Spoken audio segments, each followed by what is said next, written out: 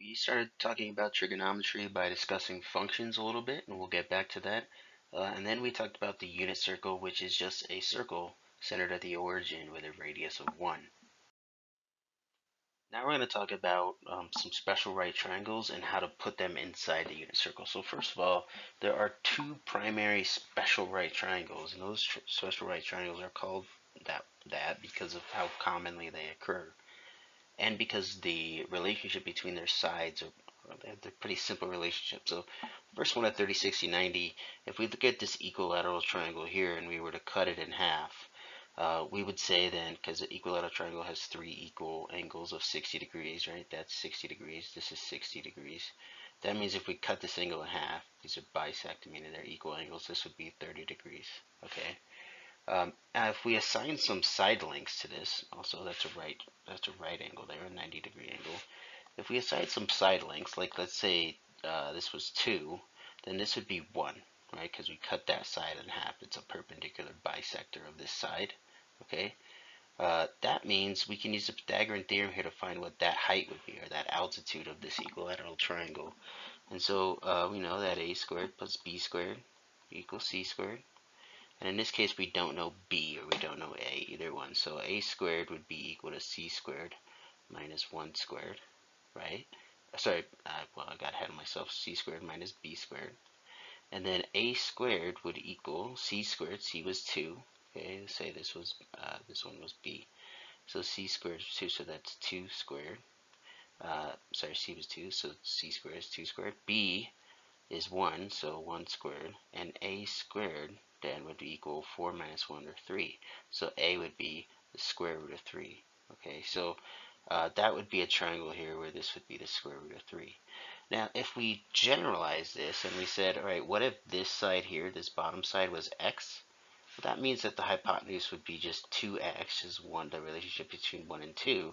And then this side length, this longer side, would be x times the square root of 3, just like this was 1 times the square root of 3. And so this here is the general format. This is very important. This is the general kind of way that we talk about the side lengths of a 30, 60, 90 right triangle. So this is 60 degrees, the larger angle, and this is 30 here. Okay. We also have 45, 45, 90 right triangles, and these ones are usually pretty simple. In fact, if you think about it, if you made this side length 1 and this side length 1, then we can use the Pythagorean theorem that says a squared plus b squared equals c squared, where a is 1 and so is b. So we would just have 1 squared plus 1 squared equals c squared. So c squared would just equal 2. So that means c would equal the square root. Oh man, c would equal the square root of 2. Okay, so so that means like this is square root of 2 here. Now, if we generalize that and we just said, all right, now the side length is x, and this side length then would also be x because they're the same. This is a 45, 45, 90.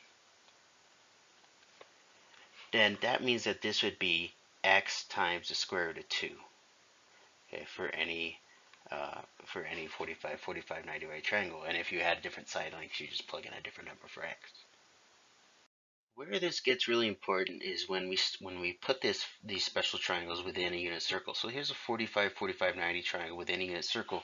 Notice the orientation here, where the angle is off of the horizontal, and like we talked about angles within a unit circle where they start on the x-axis.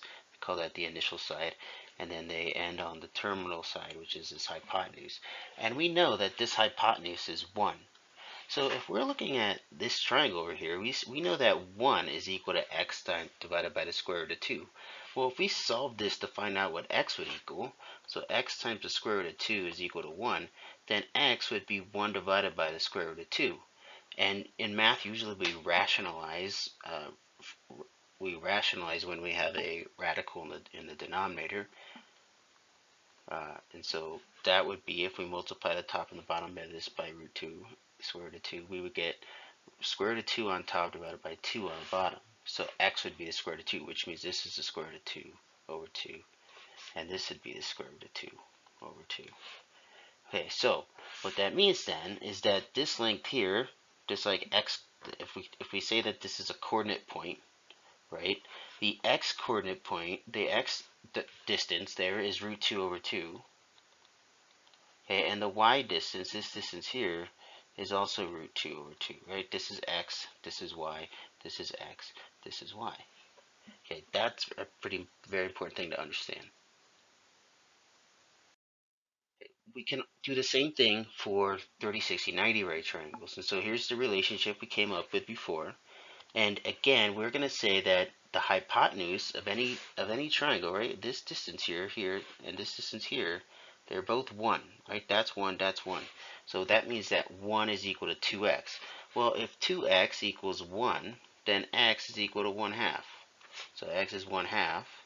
And if x is 1/2, then x over root 3 is just 1/2 times the square root of 3, which is root 3 over 2. And so, if we apply that same thinking in the previous example, then that means this x distance right here, right, if we're talking about this point right here, that x distance is root 3 over 2. Okay? And the y distance is 1/2. And you can even see that visually just by looking at this graph, the grid points. This goes right along that 1/2 line. Okay, so that is that coordinate point right there. If we have the other orientation of our 30, 60, 90 triangle, so this first one was when the smaller angle, the 30-degree angle, was the angle we were talking about. If we have the larger angle, the 60-degree angle, then this point up here, right, the x distance, this distance right there, now that's 1/2, and the y distance from here to here, that's that longer side, which is root 3 over 2. Okay, so what does that tell us? Well, it gives us these triangles. If we put them all in there and we say what their coordinates are, this is the first quadrant of the unit circle. Now there's a couple other things we need to add on to this, but there's nothing more complicated than just knowing the respective side lengths of those two kinds of triangles, a 45, 45, 90 triangle and a 30, 60, 90 triangle. If we can not necessarily memorize that, if we can just understand that those are those relationships, then these coordinate points are going to repeat themselves. There's a reason we talked about periodic functions when we started to talk about trigonometry, and that's because trigonometric ratios really are trigonometric functions, and we can start thinking of them that way. So the next video we will talk about what is a trigonometric ratio.